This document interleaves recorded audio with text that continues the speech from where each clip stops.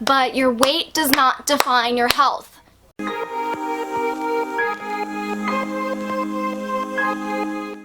Hiya, my people. Welcome back to my channel. Before I get into the personal life updates, I have a few disclaimers and channel updates that I would like to discuss. So first disclaimer is, before we get into this video, you'll notice a lot of continuity errors, issues, and that is because it has taken 2 weeks to actually finish this video. First, new channel updates. I am going to be splitting my channel up into 2 different channels. And you can follow both of them if you want. You can follow one or the other. My main channel, will stay my main channel, and it is only going to focus on topics of chronic illness and gastroparesis awareness, and that way I'm catering more to that audience. And then on my other channel, my new second channel that I will be creating, and on my other channel is just going to be my other content that is just for fun. Also on this other channel, I am going to be creating new content, something completely different than what I have put out before, and it's actually in conjunction with my boyfriend, Gary. He is really into the paranormal, and so am I. He's actually, been kind of ghost hunting before. He has caught his own evidence, which was really exciting. And I don't know, I just wanted to do something that could include my channel, but also where Gary and I are able to do something together and more often, at the same time doing something that we're both passionate about. I'm absolutely terrified of, but I think it would be a lot of fun and interesting, and even put me on my own journey of finding evidence or proof if there is an afterlife, or that there are other dimensions or beings here with us, whatever you might believe or whatever you want to call it. There are so many different theories. Alright, so now let's get into my actual updates with my doctor appointments. I'm gonna go ahead and... So the first clip is when I went to go see my primary care physician, and then we go into my gastroenterologist and my thoughts and feelings, kind of where I'm at with my health. Let's get into it.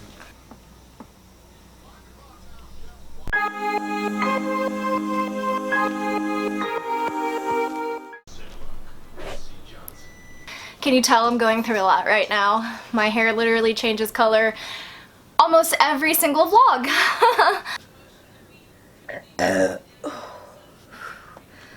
Excuse me. So I saw my primary care provider.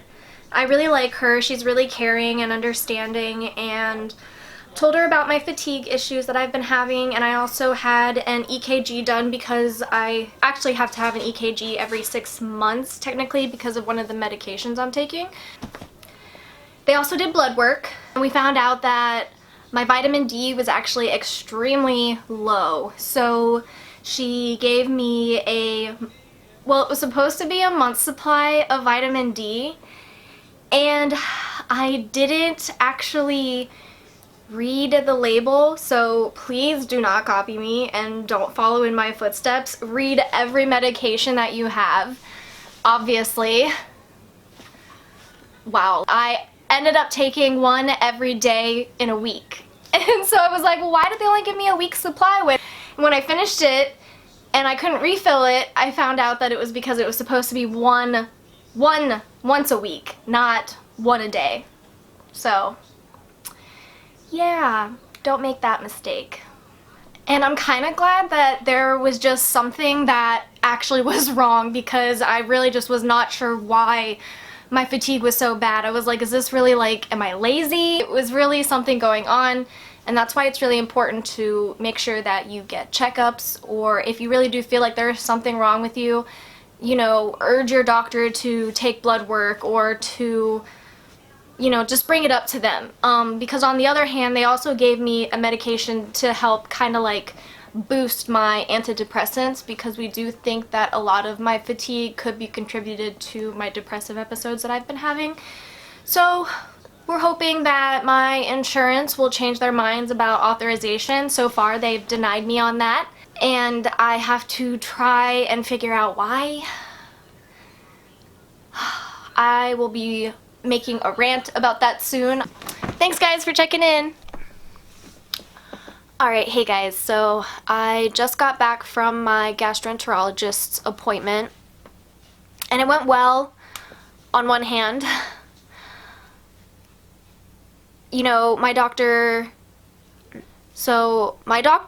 is really happy that I'm maintaining my weight at 110 pounds, and I haven't needed a feeding tube or any kind of assistance like that since November. And I've been maintaining, so that's really great. It's great. And yet I don't know, I'm just not happy. I'm healthier, but I'm not happier. Cut, pause, freeze, whatever you do, whatever you're doing, just stop. So when I originally started to make that video, it was right after my doctor appointment with my gastroenterologist, and as you guys can see, I'm feeling a bit lost for words, lost with my emotions a little bit. It's about a week later actually, and I have been able to think a little more clearly and be able to speak my words a little more clearly. It did go well in regards that I am still maintaining 110 pounds, and that is without feeding tubes. And that's what my doctor is really excited about. They all believe that I am doing much better than I was the last time I saw them, which was back in October, right before I had my feeding tube removed. And they're right. I am doing better than I was back then. So yes, I'm technically healthier in that sense, but I'm definitely not happier. And in the previous video, I had a really hard time expressing why I wasn't happier, and it's because I keep trying to put it all on the fact like, well, I should be happier. I mean, I am at 110 pounds and I don't need my feeding tubes. And my doctors are happy, so I should be happy. Right? That's not entirely true. You know, it's great to be validated, but at the same time, none of these doctors give me suggestions or offer any kind of further assistance and help into managing my actual life. My doctor had said, it seems like a small consolation, but you're maintaining 110 pounds, and that's great. And he said, and now you're at a point where you are worried about your work and you're stressed about losing your job because you're at a healthier point where you can focus on that. Where before, when you were 80 pounds, it wasn't even something to think about because the only thing that mattered was getting your weight up.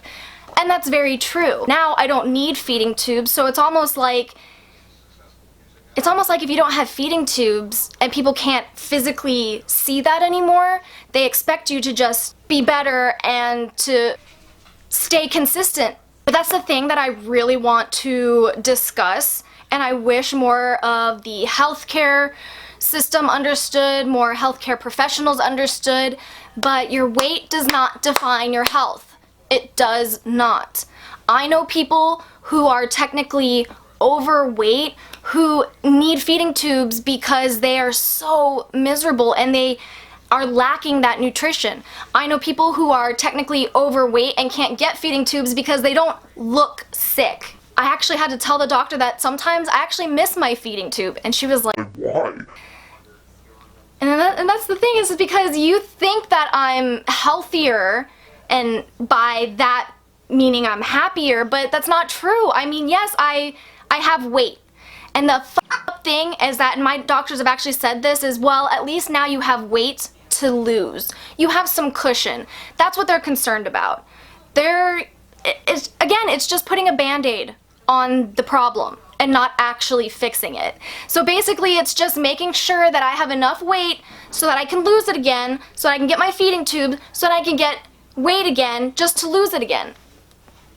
And that's the reality of my life and a lot of people's lives with gastroparesis or stomach disorders. And that's why I'm unhappy. I'm unhappy because it's messing with every aspect of my life. I now am extremely worried that I'm going to lose my job. No matter how much effort I try to put in, I am exhausted. I still get sick. I try to stick to healthy habits, and it's almost fucking impossible to stay a healthy, positive human being when you have all of this on your shoulders.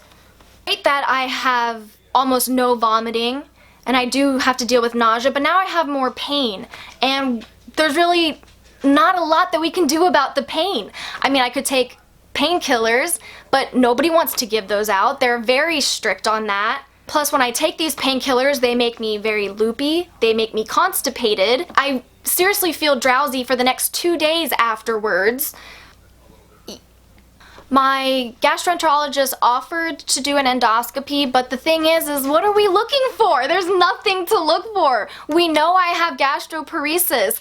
We know there's gonna be pain and nausea and vomiting. I just want help, and it's like I can't get help. It's like I'm not sick enough to actually get aid, but I'm also too sick for me to continuously work a full-time job the way I am with my commute and everything without an employer giving up on me. And it's like I go and I tell my doctors, and of course they don't give a It's not their problem. It's not their life to worry about. You know, they have pity, they have sympathy. Oh, I do feel bad for you. That's great. Thank you for validating me. Now what the f am I supposed to do? What if I lose my insurance and I can't come see you guys anymore? It's all like this all spirals in my head almost constantly. And it's so tiring.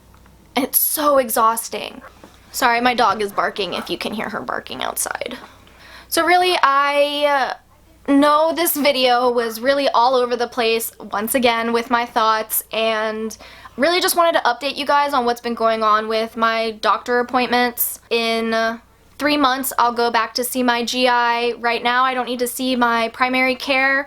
I'm mostly just talking with her nurse, trying to get certain medications covered by my insurance company, which, an update to that, they aren't. So I now have to try something my insurance company says that they want me to try. So although my doctor wants to prescribe me this specific medication because it's going to fix A, B, C, and D, my insurance company says, no, we want you to take this other medication that's stronger, and the only thing I know, it fixes only 1 or 2 symptoms. So they want me to try this first before they'd even consider the other medication. And it's just annoying because me and the doctor discussed this first medication. We discussed why this would be best for me. Not this other medication that I have no idea why they think it's better for me than this other medication. I just hate insurance companies. I don't understand how they are benefiting me. Okay, that's a little bit of a stretch because yes, I know someone's gonna get on here and comment, yeah, well, if you didn't have insurance, your $200 bill would be $5,000. okay, but that's still $200 that I'm having to pay, and I'm already paying money to have insurance in the first place. But that's a rant for another video all about insurance companies because there's just too much to complain and bitch about insurance companies to put in this video. Anyways, thanks guys for checking in. As always, if you liked this video, please don't forget to hit that thumbs up. If you're interested in knowing what happens Next in my journey with gastroparesis, don't forget to hit that subscribe button. Oh, and also, don't forget to hit that little bell at the bottom next to the subscribe button, or else you won't know when I post, which I know is extremely unscheduled. Because my life is ridiculous and I'm so sorry. Alright, bye guys!